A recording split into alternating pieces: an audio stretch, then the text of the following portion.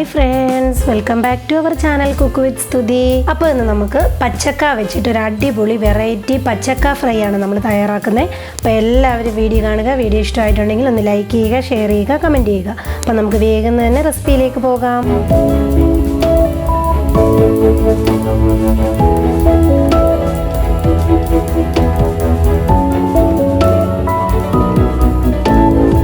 നമുക്ക് തയ്യാറാക്കാനായിട്ട് തുടങ്ങാം. അതിനുവേണ്ടി ഒരു 2 വലിയ നേന്ത്രക്കായാണ് ഞാൻ എടുത്തിരിക്കുന്നത്. അത് ഇതേപോലെ ഒന്ന് അരിഞ്ഞ് വെള്ളത്തിലിട്ട് വെച്ചിട്ടുണ്ട്. ഇതേപോലെ ഒരു ചെറിയ സ്ലൈസായിട്ടാണ് ഞാൻ അരിഞ്ഞെടുത്തിരിക്കുന്നത്. ഒരുപാട് വലിയ സ്ലൈസായിട്ട് അരിഞ്ഞെടുക്കരുത്, ഇതിലേക്ക് മസാലയൊക്കെ പിടിക്കണം. അതിനുവേണ്ടി ഇതേപോലെയാണ് ഞാനൊന്ന് അരിഞ്ഞെടുത്ത് ഒരു 10 മിനിറ്റോളം ഇത് വെള്ളത്തിലിട്ട് ഇതിൻ്റെ കറയൊക്കെ ഒന്ന് കളഞ്ഞ് കഴുകിയെടുക്കണേ. അപ്പോൾ ഇതൊരു 10 മിനിറ്റോളം നമ്മൾ വെള്ളത്തിലൊന്ന് കിടക്കട്ടെ. ആ സമയം കൊണ്ട് ഇതിലേക്കുള്ള മസാല തയ്യാറാക്കാം. അതിനുവേണ്ടി ഞാനൊരു ബൗൾ വെച്ചു. ബൗളിലേക്ക് 1 ടേബിൾ സ്പൂണോളം ഉള്ള ഇഞ്ചി വെളുത്തുള്ളി പേസ്റ്റാണ് ചേർത്ത് കൊടുക്കുന്നത്. അതിനുശേഷം ഞാനൊരു 1/2 ടീസ്പൂണോളം ഉള്ള മഞ്ഞൾപ്പൊടി ചേർത്ത് കൊടുക്കും. അതിനുശേഷം ഞാനൊരു 3 ടീസ്പൂണോളം ഉള്ള കാശ്മീരി ചില്ലി പൗഡറാണ് ചേർത്ത് കൊടുക്കുന്നത്. പിന്നെ വേണ്ടത് 1 ടീസ്പൂണോളം ഉള്ള മല്ലിപ്പൊടി. അതിനുശേഷം ഞാൻ ചേർത്ത് കൊടുക്കുന്നത് 1 ടീസ്പൂണോളം തന്നെ കുരുമുളക് പൊടി ചേർത്ത് കൊടുക്കുന്നുണ്ട്. അതിനുശേഷം ഞാൻ 1 ടീസ്പൂണോളം തന്നെ ഗരം മസാല അതും കൂടെ ചേർത്ത് കൊടുക്കുക. എന്നിട്ട് ഈ മസാലയ്ക്ക് ആവശ്യമായിട്ടുള്ള ഉപ്പും കൂടെ ഒന്ന് ചേർത്ത് കൊടുക്കാം. അതിനുശേഷം നമുക്ക് വേണ്ടത് 1 ടേബിൾ സ്പൂണോളം ഉള്ള കടലമാവാണ് ഞാൻ എടുത്തിരിക്കുന്നത്. അത് ഞാൻ ഇതിലേക്കൊന്ന് ചേർത്ത് കൊടുക്കുക. ചേർത്ത് കൊടുത്തതിന് ശേഷം ഇതെല്ലാം കൂടെ നല്ല രീതിയിൽ നമുക്കൊന്ന് മിക്സ് ചെയ്യാം. മിക്സ് ചെയ്തതിന് ശേഷം ഇതിലേക്ക് കുറേശ്ശെ വെള്ളം ഒഴിച്ചു കൊടുത്ത് ഇതൊരു ജസ്റ്റ് എല്ലാം കൂടെ ഒന്ന് പേസ്റ്റ് രൂപത്തിലാവണം. അത് മാത്രം മതി, ഒരുപാട് വെള്ളമായി പോകരുതേ. അപ്പോൾ ഇത് നമുക്ക് നല്ല രീതിയിലൊന്ന് മിക്സ് ചെയ്തെടുക്കാം.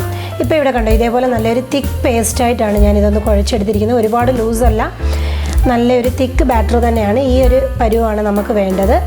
ഇനി നമുക്കിത് തയ്യാറാക്കുന്നത് എങ്ങനെയാണെന്ന് നോക്കാം. നല്ല രീതിയിൽ വാഷ് ചെയ്ത് അതിൻ്റെ കായയുടെ കറയൊക്കെ കളഞ്ഞ് അരിച്ചു വെച്ചിട്ടുള്ള നമ്മളുടെ ഈ ഒരു കായിലേക്ക് നമ്മുടെ ആ ഒരു മസാല പേസ്റ്റില്ലേ അത് മൊത്തത്തിൽ നമുക്കൊന്ന് ചേർത്ത് കൊടുക്കാം. ചേർത്ത് കൊടുത്തതിന് ശേഷം കൈ ഉപയോഗിച്ച് നല്ല രീതിയിൽ ഈ കായിലേക്കൊന്ന് തിരുമ്മി പിടിപ്പിക്കണേ. ഇപ്പോൾ ഇവിടെ നല്ല രീതിയിൽ ഞാനൊന്ന് മിക്സ് ചെയ്തെടുത്തിട്ടുണ്ട്.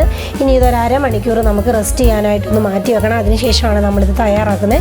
ഇപ്പോൾ ഇവിടെ ഒരു അരമണിക്കൂർ കഴിഞ്ഞിട്ടുണ്ടായിരുന്നു. പാൻ വെച്ചു. പാനിലേക്ക് നമുക്കിതൊന്ന് വറുത്തെടുക്കാൻ ആവശ്യമായിട്ടുള്ള വെളിച്ചെണ്ണയാണ് ഞാൻ ഒഴിച്ചു കൊടുക്കുന്നത്. വെളിച്ചെണ്ണയിൽ തന്നെ വറുത്തെടുക്കണേ.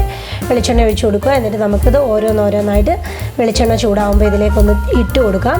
ഇട്ട് കൊടുത്ത് ഒരു മീഡിയം ഫ്ലെയിമിൽ വെച്ച് 2 സൈഡും നല്ല ക്രിസ്പി ആക്കി എടുക്കണം. അപ്പോൾ ഒരു സൈഡ് ഒന്ന് ക്രിസ്പി ആയി വരുമ്പോൾ നമുക്ക് തിരിച്ചിട്ട് കൊടുക്കാം. തിരിച്ചും മറിച്ചും ഇട്ട് കൊടുത്ത് 2 സൈഡും നമുക്കിതേപോലെ നല്ല ക്രിസ്പി ആയിട്ട് എടുക്കണേ.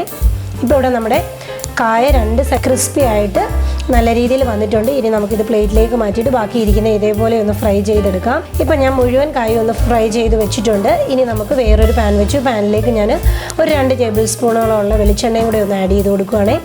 വെളിച്ചെണ്ണ ഒന്ന് ചൂടായി വരുമ്പോൾ ഞാനിതിലേക്ക് കുറച്ച് കടുകിട്ടൊന്ന് പൊട്ടിച്ചെടുക്കുക. കടുകൊന്ന് പൊട്ടി വരുമ്പോൾ ഞാനിതിലേക്ക് ഒരു 2-3 വറ്റൽമുളക് ഇതേപോലെ ഇട്ട് കൊടുത്ത് വറ്റൽമുളക് ഒന്ന് മൂത്ത് വരുമ്പോൾ ഞാനിതിലേക്ക് കുറച്ച് കറിവേപ്പില അതേപോലെ തന്നെ കുറച്ച് കായപ്പൊടിയും കൂടെ ഒന്ന് ഇട്ട് കൊടുക്കുകയാണേ.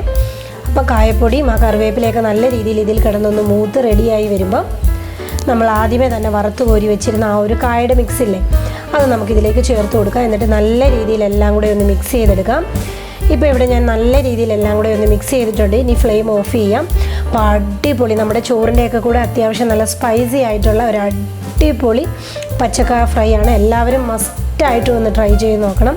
അടിപൊളി ടേസ്റ്റാണിത്. ചോറിൻ്റെയൊക്കെ കൂടെ കഴിക്കാൻ, നല്ല ചൂട് ചോറിൻ്റെയൊക്കെ കൂടെ കഴിക്കാൻ. അപ്പോൾ എല്ലാവരും ട്രൈ ചെയ്ത് നോക്കുക, ഫീഡ്ബാക്ക് തരിക. ഇതേപോലെ ഒരു പുതുപുത്തൻ റെസിപ്പിയിലൂടെ കാണുന്നിടം വരെ ബൈ ബൈ, ടേക്ക് കെയർ.